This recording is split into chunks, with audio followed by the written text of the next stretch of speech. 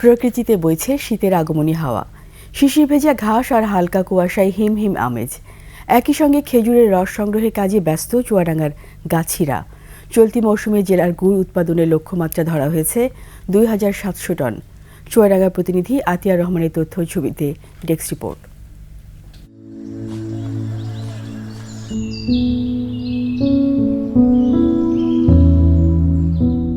শীতের সকালের সোনালি রোদ হীরক দুতি ছড়িয়ে দেয় গ্রামগঞ্জের মাঠে ঘাটে।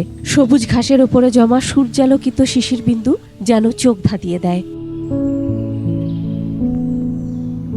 শীত মানে খেজুরের গুড় ও রস আর নানান ধরনের পিঠাপুলির আয়োজন। খেজুর গাছ কাটায় ব্যস্ত সময় পার করছেন গাছি।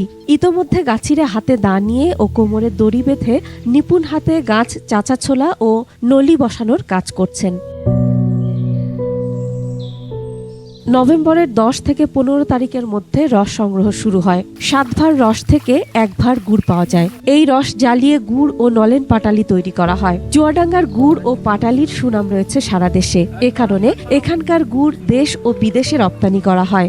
কারণ পুষ, মাঘ, ফাল্গুন এই 4 মাস আমাদের একটা মৌসুম। যদি শীত পড়ে আমরা এই 4 মাস গাছ কাটতে পারবো।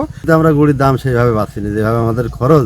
গাছিরা জানান খেজুর গাছ কাটাই তাদের পেশা। কেউ কেউ 50 বছর ধরে খেজুর গাছ কাটছেন। শীতকালে খেজুর গাছ কেটে সংসার চলে তাদের। দিনে 60টি গাছ কাটতে পারেন।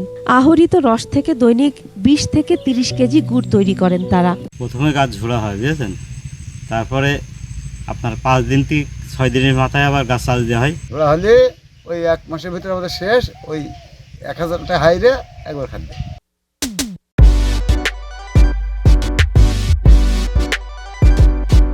কৃষি বিভাগ বলছে নিপা ভাইরাস থেকে রক্ষা পাওয়ার পাশাপাশি মানসম্পন্ন গুড় তৈরির পরামর্শ দিচ্ছেন তারা। যে এখান থেকে উৎপাদিত গুড় সারা দেশেই রপ্তানি হয়, সারা দেশেই বিক্রয় হয়।